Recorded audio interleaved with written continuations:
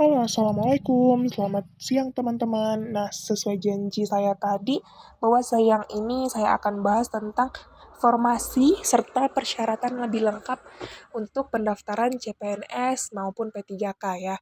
Jadi di sini saya sudah punya contoh salah satu pengumuman resmi dari Bupati Ketapang tentang seleksi pengadaan ASN P3K di lingkungan pemerintah Kabupaten Ketapang tahun 2023. Jadi, di salah satu, lampiran, atau pengumuman yang saya baca itu ini merupakan, salah satu pengumuman dengan detail yang paling resmi ya, karena menjelaskan detail per poin dan ini kalau sampai teman-teman kelewat bacanya itu keterlaluan sih, karena di sini sudah sangat cukup jelas ya, sehingga untuk mengurangi kesalahan-kesalahan dari teman-teman saat melakukan seleksi administrasi. Jadi di sini ya, seperti yang teman-teman bisa lihat, untuk persyaratan utamanya itu sendiri, itu mulai dari ada yang namanya persyaratan umum, ada yang namanya persyaratan khusus. Untuk persyaratan umum pertama itu warga negara Indonesia sudah pasti, kemudian usia paling rendah itu 20 tahun dan paling tinggi 1 tahun sebelumnya. Jadi khusus untuk guru dan juga dokter spesialis itu 59 tahun dan untuk tenaga kesehatan dan tenaga teknis itu 57 tahun. Kemudian juga tidak pernah dipidana dengan pidana penjara dengan pidana 2 tahun atau lebih, tidak pernah diberhentikan dengan hormat atau tidak hormat atas permintaan sendiri sebagai PNS, P3K, prajurit TNI, anggota Polri, atau diberhentikan tidak hormat sebagai pegawai swasta. Jadi usahakan kalau bisa yang clear aja. Kemudian tidak menjadi anggota atau pengurus partai politik atau terlibat politik praktis karena ini akan mempengaruhi kinerja teman-teman sebagai ASN ke depannya. Jadi kalau bisa dihindari ya. Kemudian memiliki kualifikasi pendidikan sesuai dengan persyaratan jabatan. Ini yang sudah saya infokan sebelumnya. Kualifikasi pendidikan kalian harus linear atau sesuai dengan persyaratan jabatan yang diperlukan. Kemudian memiliki kompetensi ya yang dibuktikan dengan sertifikat keahlian tertentu yang masih berlaku dari lembaga profesi yang berwenang untuk jabatan yang dipersyaratkan. Nah, jadi baik pun itu dengan kualifikasi pendidikan, kemudian dengan sertifikat kompetensi, itu harus sama ya, harus linear ya. Selanjutnya, sehat jasmani dan rohani, tidak memiliki ketergantungan terhadap narkoba dan obat terlarang, nanti akan dibuktikan dengan surat bebas nafsa. Kemudian berkelakuan baik dan tidak terlibat dalam organisasi kemasyarakatan yang melanggar ya. Kemudian pelamar juga hanya boleh mendaftar pada satu instansi, jadi nggak boleh double ya. Jadi cuma bisa salah satu aja untuk satu kali sesi mendaftarnya. Jadi teman-teman lihat betul-betul kategori atau formasi kalian yang paling cocok di mana. Kemudian untuk yang pelamar penyandang disabilitas itu dapat melamar tuh dengan adanya ketentuan, yaitu pelamarnya itu dapat melamar pada jabatan yang diinginkan sesuai dengan ijazah yang dimiliki. Jadi tetap harus ada kualifikasi pendidikan.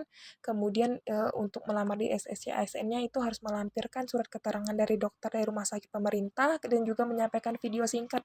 Biasanya durasi 5 sampai 10 menit untuk kesehariannya. Jadi menjelaskan. Nah, kalau tadi itu merupakan persyaratan umum, sekarang kita bahas persyaratan khusus. Jadi ini dibagi ya sesuai kategori teman-teman mau melamar sebagai P3K guru, kesehatan, ataupun teknis. Kalau di sini sudah ada detailnya, jadi teman-teman silakan baca sesuai dengan persyaratan teman-teman. Ada persyaratan untuk pelamarnya sendiri, kemudian ada persyaratan dokumennya juga sudah dipaparkan. Jadi teman-teman silakan baca dengan saksama, diperhatikan setiap detailnya apa yang dibutuhkan. Nah, untuk semua persyaratan dokumen itu dokumen yang di-scan itu harus berkas asli berwarna, tidak boleh fotokopi, tidak boleh yang fotokopi walaupun legalisir itu nggak boleh, harus berkas asli scan yang berwarna. Jadi itu ya salah satu ketentuannya teman-teman. Untuk yang di tenaga teknis juga kurang lebih sama aturan-aturannya, teman-teman bisa baca untuk setiap instansi yang teman-teman pilih pasti sudah dipaparkan. Kemudian untuk tenaga teknis juga sama. Nah, ini yang membedakan itu adalah adanya kategori pelamar umum dan juga pelamar khusus ya, teman-teman. Jadi nanti ketika di lampiran formasi teman-teman akan melihat ada yang kategori pelamar umum, ada kategori pelamar khusus. Nah, untuk kategori pelamar khusus itu sendiri, itu ada dua kategori lagi, yaitu ex tenaga honorer kategori 2 atau ex TKH 2, dan juga tenaga non-ASN. Nah, kalau yang misalnya THK 2 itu pada instansi pemerintah tempat bekerja yang dulunya. Kemudian tenaga ASN juga yang bekerja 2 tahun berturut-turut tidak terputus ya. Itu juga termasuk kategori khusus. Kalau yang untuk kategori umum itu di luar THK 2 dan di luar tenaga non ASN. Kemudian setiap pelamar yang khusus ataupun umum itu wajib memiliki pengalaman kerja di bidang yang relevan dengan masa kerjanya sesuai ketentuan. Ada yang paling singkat 2 tahun itu untuk jenjang pemula, terampil, mahir, penyelia, dan ahli pertama. Ya, kemudian untuk yang 3 tahun itu untuk jenjang ahli muda, untuk yang 5 tahun itu yang ahli media, 7 tahun itu untuk ahli utama. Jadi setiap kategori ini sudah ada ketentuannya. Kalau ke teman-teman, oh adanya itu penyelia pemula, berarti syaratnya teman-teman harus punya pengalaman kerja minimal 2 tahun cukup, misalnya seperti itu. Jadi harap diikuti ketentuan ini karena seleksi tahun ini akan jauh lebih ketat dari sebelumnya. Selanjutnya kita akan membahas sertifikat tambahan nilai tenaga teknis. Jadi di tenaga teknis formasinya itu ada 3 ya, formasi jabatan yang memerlukan sertifikat tambahan tenaga teknis, yaitu pemadam kebakaran, pengadaan barang dan jasa, dan juga penyuluh pertanian. Ya, jadi ini ketentuannya itu sudah ada. Kalau misalnya teman-teman punya sertifikat kompetensi yang sesuai dengan tabel ini, itu kalian akan mendapatkan bobot nilai tambahan mulai dari 25% ya, sampai 25%. Jadi lumayan loh teman-teman, bisa menambah nilai teman-teman. Apalagi kalau nanti nilai pas tesnya itu bagus gitu kan. Jadi peluang untuk lulus itu lebih besar lagi. Jadi teman-teman silakan persiapkan diri, dan berkas-berkasnya kalau memang ada silakan di-scan semuanya, scan berwarna, dan juga disesuaikan dengan formasinya ya. Nah, di sini juga dijelaskan hal-hal yang menyebabkan gugur dalam seleksi administrasi. Jadi kalian sebelum mengupload berkas ke laman akun CSN-nya, harap diperhatikan lagi detailnya, apakah sudah sesuai ketentuan atau belum ya, untuk menghindari terjadinya diskualifikasi dan menyebabkan tidak lolos seleksi administrasi. Nah, terakhir sampai kita pada bagian lampiran yang menyatakan yang ada jabatan, formasi, dan juga kuotanya serta penempatannya di mana ya. Jadi di jabatannya ini misalnya untuk tenaga guru, dia ada alokasi P3K-nya jumlahnya berapa, kemudian yang untuk yang umum khusus dan juga disabilitas. Enaknya di sini kalau yang guru ya serta unit penempatannya itu umum dan khusus itu mereka gabungkan, nggak ada kualifikasi berapa umum berapa khususnya. Jadi mau yang pernah ada honor sebelumnya ataupun misalnya yang memang umum dari sekolah mana gitu, itu bisa saja.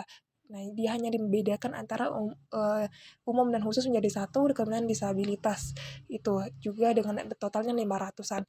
Jadi teman-teman yang punya sertifikat atau misalnya kualifikasi lulusan guru silahkan mendaftar. Selanjutnya untuk di bagian tenaga kesehatan dan tenaga teknis ini akan sama ya, dia kualifikasinya ada untuk jenjang jabatan, kemudian ada alokasi jumlah P3K-nya berapa, dan ini khusus ketenaga teknis dan juga kesehatan, itu ada pembagian alokasi untuk yang jalur umum, jalur khusus, dan juga disabilitas. Nah, serta unit penempatannya di mana. Jadi kalau misalnya nanti teman-teman ada sebagai apoteker nih, alokasinya satu, teman-teman harus lihat satu ini adalah yang umum apa yang khusus, apa disabilitas. Jadi kalau teman-teman sebelumnya memang sudah pernah bekerja sebagai non ASN di pemerintahan dengan yang linear, itu bisa saja ya dapat misalnya tuh ngambil formasi yang khusus. Tapi kalau teman-teman kerjanya mungkin di swasta atau apa, adalah yang umum formasinya. Jadi itu akan memberikan peluang lebih kepada teman-teman, karena kalau teman-teman itu orang umum tapi ikut yang formasi yang khusus, kemungkinan teman-teman untuk lulus administrasi saja itu akan kurang. Jadi harap diperhatikan ya, sesuaikan dengan kebutuhan, kuotanya juga, dan juga dengan kualifikasi pendidikan teman-teman, dan juga pengalaman kerja. Sejauh ini akan sama, nanti ini akan saya share ke Google Drive, nanti teman-teman bisa cari sendiri, linknya ada di bawah, bisa kalian cari sendiri sesuai dengan kebutuhan instansi kalian apa dan kualifikasi pendidikan kalian apa. Jadi mungkin itu saja yang bisa saya sampaikan di siang hari ini. Selamat berjuang dan harap dibaca kembali dengan seksama, jangan terlalu terburu-buru. Semoga tahun ini teman-teman semua itu bisa lolos dalam CPNS maupun P3K. Amin. Jangan lupa subscribe, like, dan komen, serta follow IG saya ya. Assalamualaikum warahmatullahi wabarakatuh.